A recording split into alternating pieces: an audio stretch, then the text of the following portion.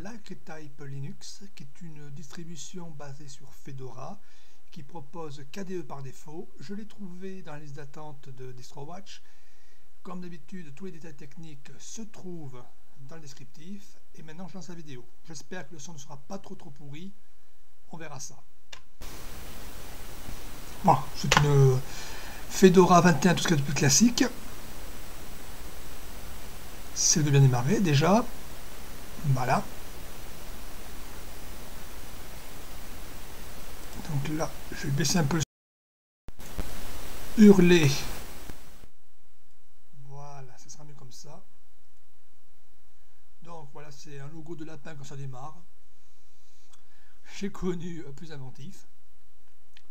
Donc je me connecte. Donc c'est une session KDE 4. Qu'est-ce que c'est? Quelques secondes, je ferme ça. KDE 4, tout ce qui est de plus classique.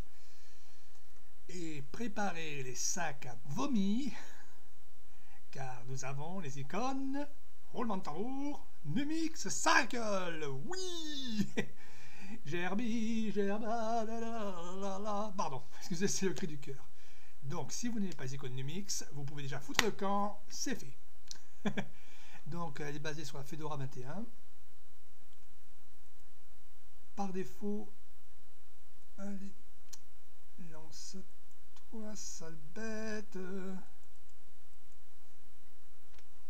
Donc, bien sûr, voilà. Donc, les trucs n'est pas changé. Bon, voilà. Le navigateur web, c'est Chrome. Donc, si vous n'avez pas Chrome, allez vous faire voir. Les gestions de logiciels, c'est Apple. Il y a Clémentine, il y a bien sûr pas mal de petits outils. Donc, je vous montre en vitesse l'ensemble de des applications qui sont disponibles. Voilà. En gros, je fais un tour rapide. C'est notre ami LibreOffice 4.35 que je vais lancer à l'instant. Donc,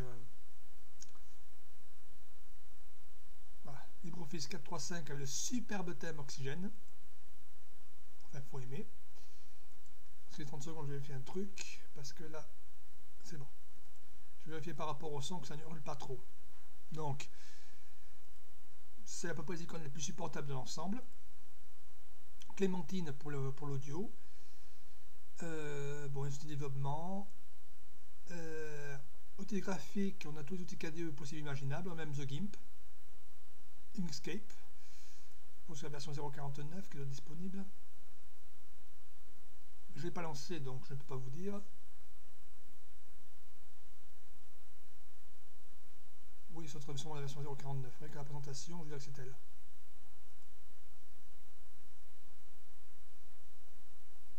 Quelques secondes que ça se charge. Ah non, c'est à 0.91, autant pour moi. C'est la dernière version en date d'Inkscape. Donc pour les fans d'Inkscape, c'est pas si mal que ça.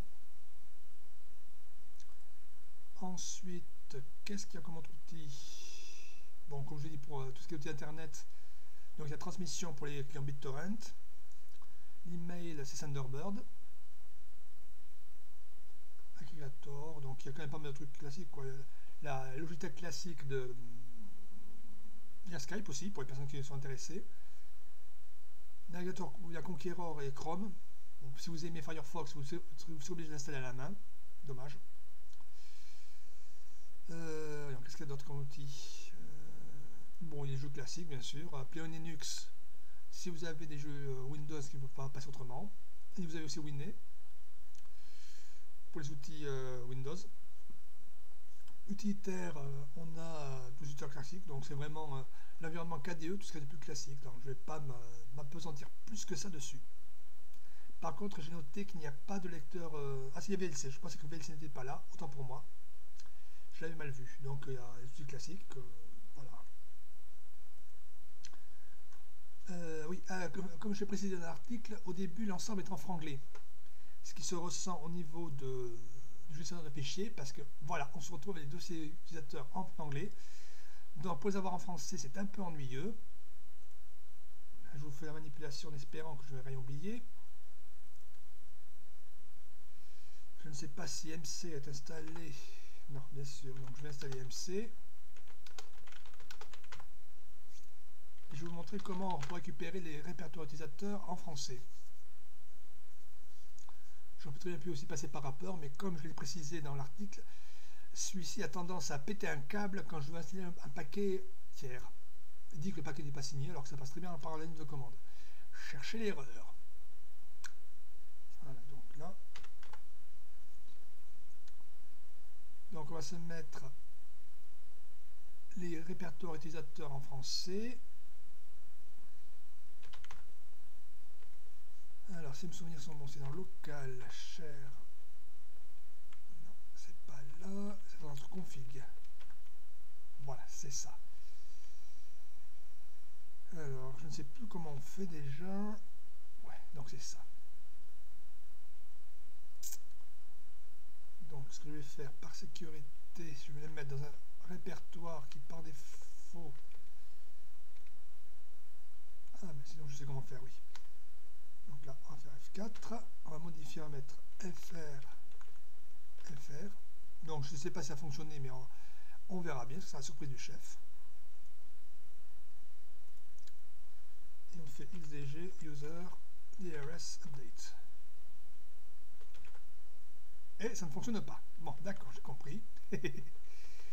Donc, je fasse ça, ça, ça, ça et ça. Et on recommence. Charal. Bon, on va tout recommencer à zéro. Bon, ben c'est les aléas du direct, désolé. J'aurais dû le faire directement avant de lancer l'ensemble. M'énerve le foiré. Bon. Donc on va recommencer à zéro. Ça, quand on mieux quand la traduction est incomplète dès le départ. Saleté. Saleté, saleté, saleté. Donc, on va recommencer. Ah, enfin, j'ai les répertoires en français. C'est quand même plus agréable que de les avoir en anglais. C'est dommage que par défaut ce soit en anglais. Donc, nous avons notre ami Chrome. Pour les personnes qui sont fans de Firefox, c'est dommage pour elles, comme je disais. Voilà, donc là, on va lancer comme ça.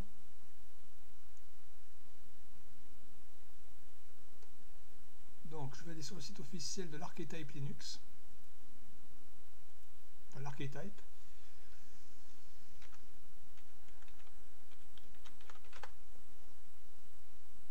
Voilà. C'est une distribution quand même qui a l'air assez récente, parce que si on va sur la communauté, pour les forums, voilà, il y a en tout et pour tout 0 0 article posté, il y a 2 membres. Autant dire que c'est une distribution qui est quand même assez récente. Donc je vais essayer d'installer Mozilla Firefox pour voir comment l'ensemble se comporte et si Apple me fait encore un caca nerveux.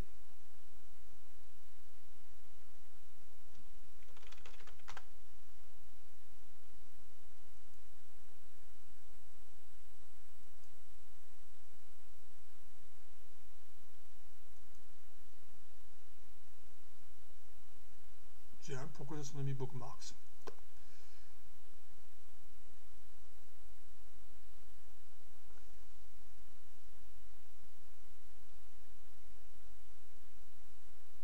On saura très vite si Apple me fait un caca nerveux ou pas.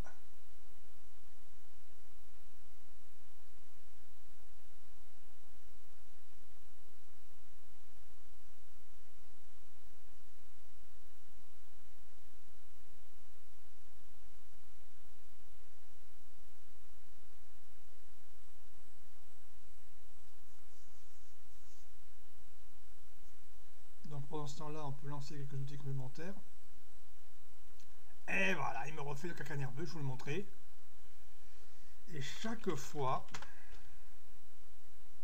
mais je veux installer le paquet, casse mon bon.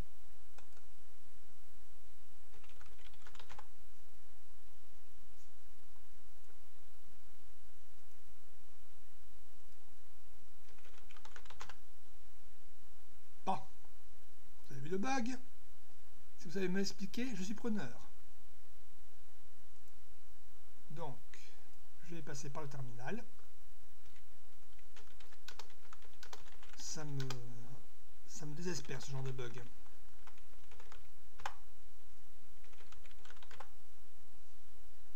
C'est quand même effroyable, ça tue l'utilisabilité de l'ensemble, quoi.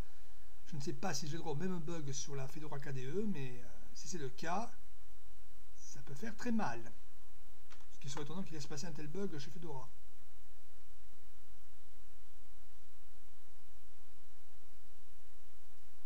Un bug d'Apper surtout, ou peut-être un bug de la distribution.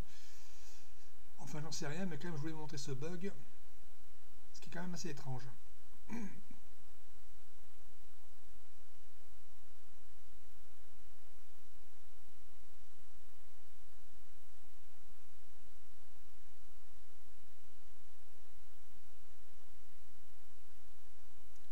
Normalement, avec un peu de chance, notre ami Firefox sera disponible.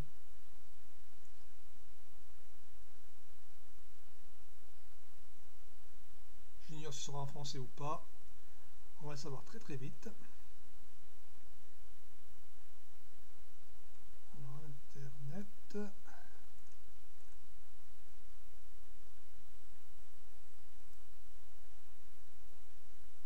Voilà, ça enferme. Maintenant, apparemment, il est en anglais. Dommage. Non, je ne veux rien apporter. Ah, il est en français, autant pour moi. Ouf, ça fait plaisir. Donc, je suppose qu'il doit y avoir notre ami Flash Player qui doit être installé. Notre ami, oui, Flash Player est installé, donc c'est ça de prix. Donc, c'est quand même étrange ce bug d'Apper. Voilà, donc là, il faut mettre à Firefox. Donc, j'avoue que je suis un peu le cul entre deux chaises avec cette distribution. Bon, elle part d'un bon sentiment, mais le bug d'Apper est très... Déjà, il y a deux bugs qui sont vraiment chiants. L'ensemble étant franglé dès le départ. Et deux, le bug d'Apper qui rend l'utilisation presque impossible en mode graphique. Bon, mais voilà, c'est tout ce que j'avais à vous dire sur cette distribution. Je ne sais pas si ça va durer très longtemps. J'espère pour elle qu'elle arrivera à s'en sortir, mais j'ai un petit doute. Allez, je vous laisse et je vous dis à plus.